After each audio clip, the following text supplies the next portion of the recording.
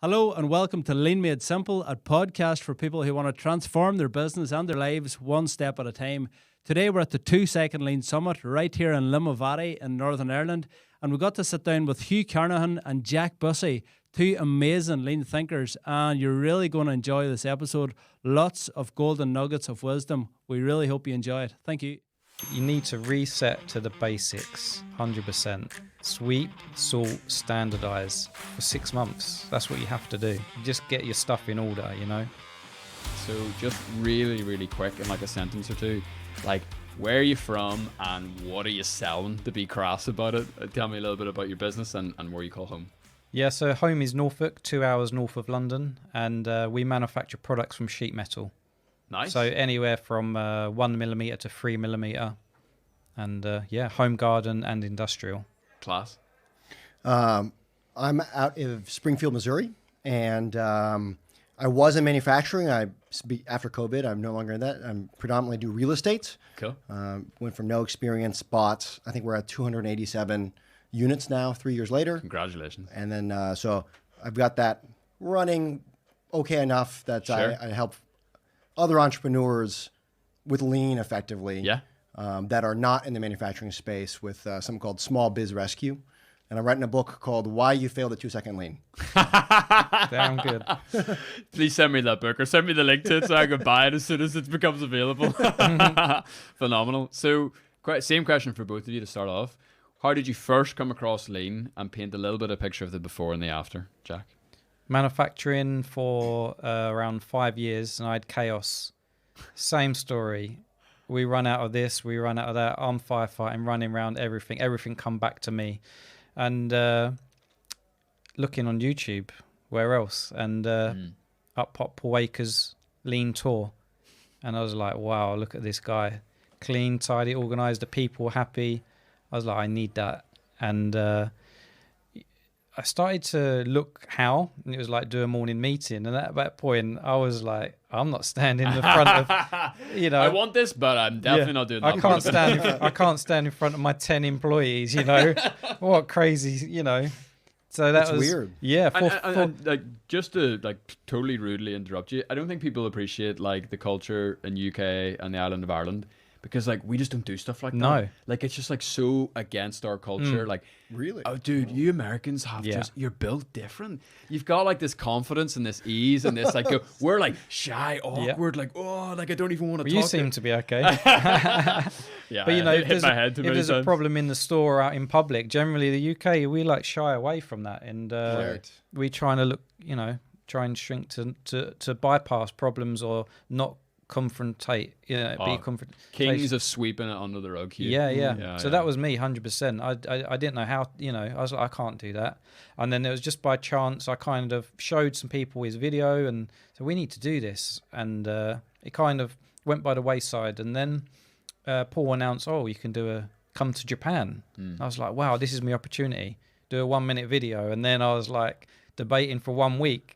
Can I do that? Oh, that was the bar to entry? Yeah. Oh, wow. So you have to do a 1-minute video. And then you get selected or denied. Yeah, exactly. So you didn't have any YouTube videos up at that time? I had a couple, but nothing of any, you know, and it was just push myself. Yeah. I know that you have to push yourself in life to make yourself uncomfortable, to do things that's going to make you grow. Hence why I say yes to everything. That's why I'm here and, you know. For those listeners that don't know, the Japan study mission, if you have the chance to go, I highly recommend it. But it's like drinking from a fire hose. Yeah. If you've never been exposed to lean or didn't have 2-second lean semi-running beforehand, Sure. it's overwhelmingly incredible. Yeah. Yeah. It's classed as like a PhD in 5 days. And I've been there 3 times now. I just thoroughly intense information and it's like go. It's military operation. You don't waste a minute and it's like showing you what is possible with good planning and eliminating the waste. Phenomenal. It's like, yeah. Hugh, what was your gateway drug? Okay, so I went to college and I had a chip on my shoulder. Maybe I still do. I don't know. Being the boss's son, right? So it was like, okay, I'm going to go out in the United States at least. It's usually like really frowned upon. Everything's been handed to you. And so that's usually not the case. Either A, you're spoiled rotten, or B, you have to like overcompensate. And so like I didn't want anything to do with the family business. Well, flash forward, I go to college, I go into the IT field, and then my father ends up passing away in 2014. Wow. And so I'm still in the IT field. I'm in California at that time. And I was married at the time. Wheels fall off that marriage. I then move back to the family business in 2016. My father had been gone at that point for 4 years. And the company, basically, he was the visionary, and everybody else was the integrator. If you read Good to Great, it's like the genius with 1,000 helpers. Well, now the genius was gone. And, not that they mean it, but in a lot of organizations, you don't have processes, you don't have systems. You just have like, there's the one guy that knows the things, maybe the two people if you're lucky. So the company was aimlessly drifting. And so I ended up I remember coming back to work for the family business and helping. And I just start Googling how to save failing companies. I love it. And that's then- a recurring theme. These desperate late night Googles. Yeah. You're like, how to save failing company, what to do, how to run a business properly. And Company endlessly drifting. Please help. Google's like, sorry, I'm not a person. well, and then we were in manufacturing, so like you've heard of lean before, maybe in the wisps of things, but you're like, oh, that's for Toyota, that's for big massive companies. And I remember I came across a video called "Lean is Simple" by Paul Akers. It's an hour and 33 minutes long, and he just sits there and he talks, and he just reintroduces it. And it changed my life right there. I remember where I was sitting in the office, and I was like, wow, this might be possible. I don't know what I'm doing. I don't really film anything, never filmed anything on my phone before, but I'll figure it out. Yeah. And then, I got the 2 Second Lean book and just started watching all of Paul's videos. Yeah. And that led me to it. And then I was just too stupid to know how hard it was supposed to be. So I just did it. I did what he said in the book. I didn't know anybody to tell me one way or the other, and I just figured it out. Yeah. So for both of you guys, like in order to try anything, there has to be an element of belief. Like in those first early encounters with this thing, what was it about it that kind of like in your gut there was that belief that we're like, yeah, I'm actually going to give it a go? Well, it was. I see Paul riding around his factory on a scooter, like polished concrete and this, and I was like, I'm giving it a go. I need that. We need these engaged people that have a nice, enjoyable environment to work, and the customer can only benefit, and the byproduct will be a successful business. So that's the bit that kind of I was never looking for. I was looking for a smooth running operation. So it's magical, but it's easy to overcomplicate it. Yeah. We need to make sure we're going back to the simple bare bones of it. Yeah. Because we like, as humans, we like to add stuff. We need to take stuff away. It makes us feel smarter, doesn't it? It feeds that ego. Yeah. So you have to be become careful. the genius. Right. And we all want to be the genius. Do you know what I mean? Yeah. It's crazy. The humility factor of this whole lean thing is just... Yeah. Exactly what it is, grow people. Yeah. Yeah. Early on, was there like a singular improvement that made you be like, oh baby, we are cooking here? In Lima Valley, they would say we're cooking on gas now. Oh man, I don't know. There's definitely like the most memorable improvement that we ever did, and that was in the China side.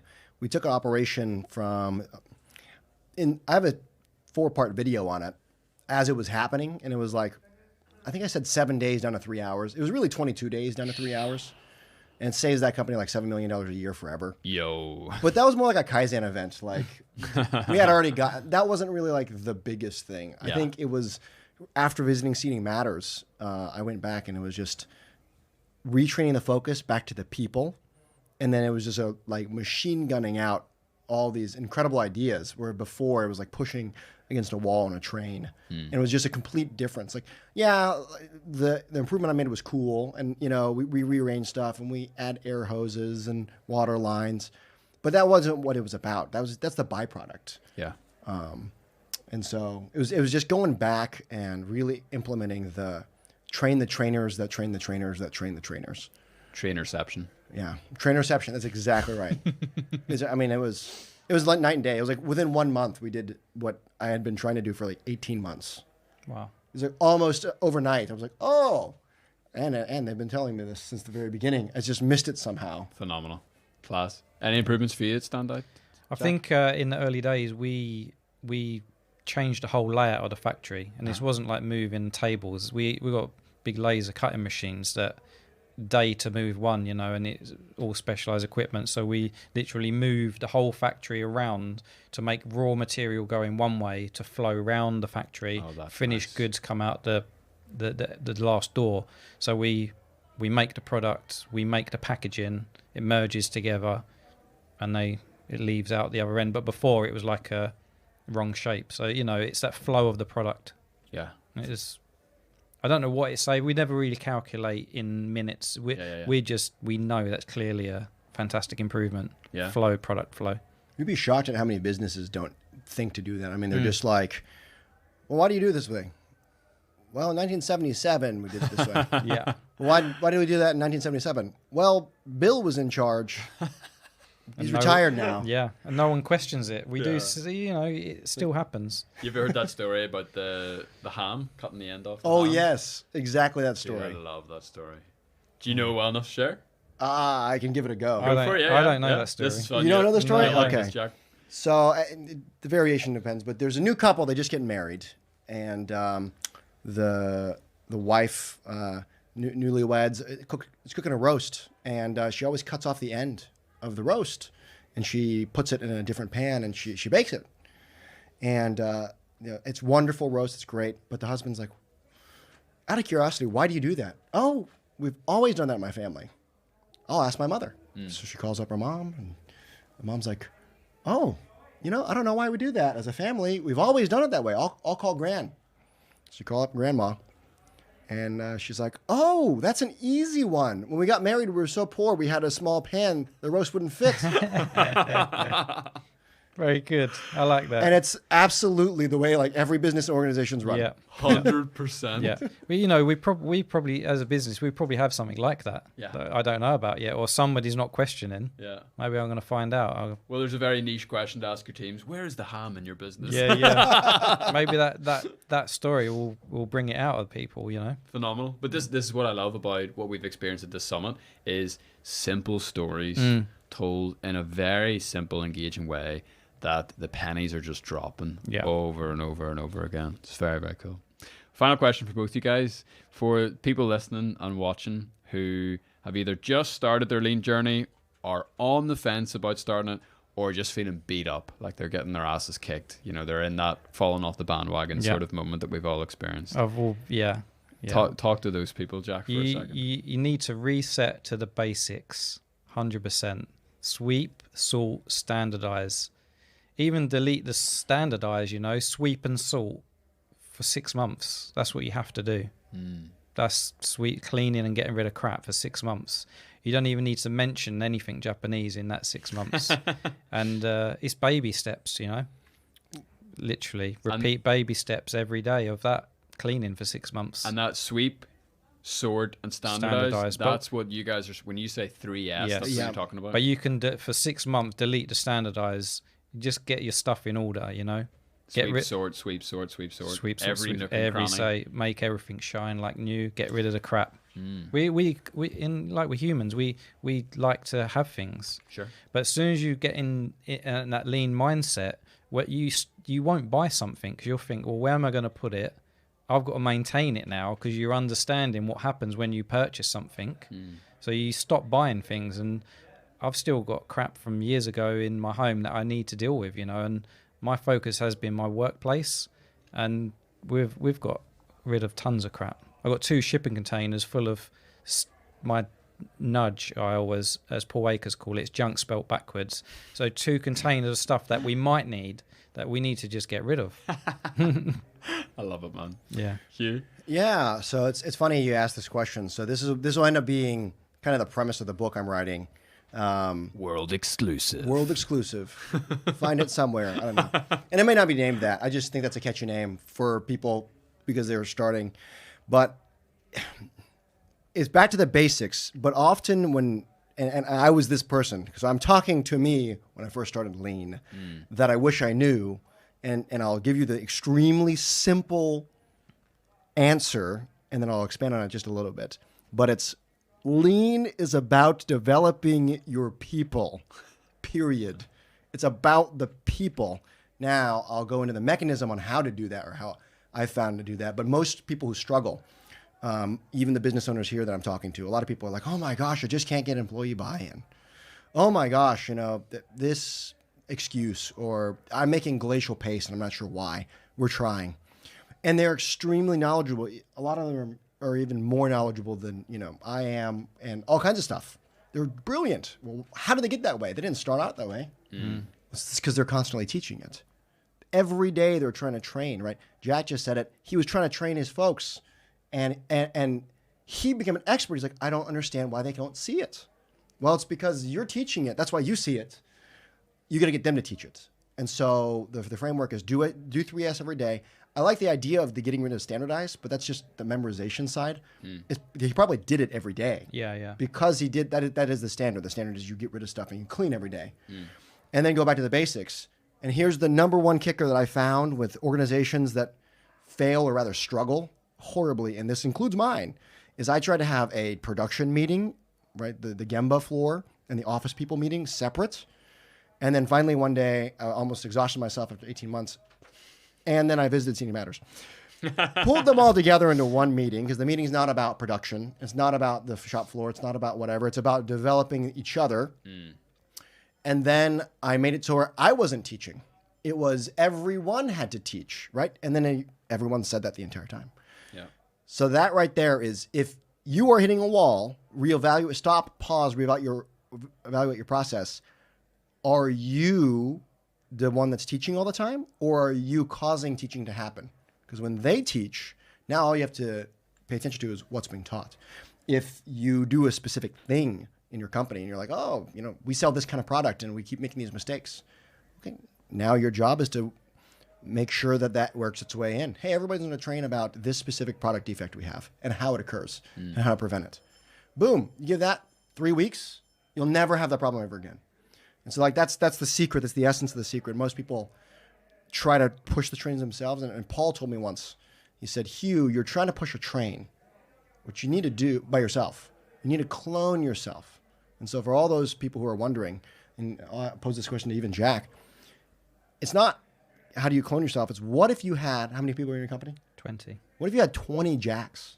It's not what could you do, it's what couldn't you do. And that's the purpose of it, Because all the other stuff doesn't matter. Imagine the amount of videos you could put out if there's 20 Jacks. Yeah, exactly. But then imagine I'm not the strongest communicator, so it'd be 20 guys that are not quite communicating thoroughly, Let's just do it, but we're not talking about it. We're telepathic, what we're doing, maybe. That'll be the case. Class. Well, guys, honestly, thank you so much for that. Really appreciate it. Yeah, thank you. We're saved by the bell here. The 3-course meal is on its Awesome. way. So, yeah, I really appreciate you taking the time for us. Those insights were bang on the money. And thank you so much for listening and watching. Be sure to check out these guys. We'll put links to all of their stuff in wherever you're listening, whether it's Spotify or YouTube. We'll put links so you can check them out more. And be sure to check out some of the other episodes that we've filmed here at the Summit. That's a wrap. Thank you very much. Thank Legends. you. Brilliant.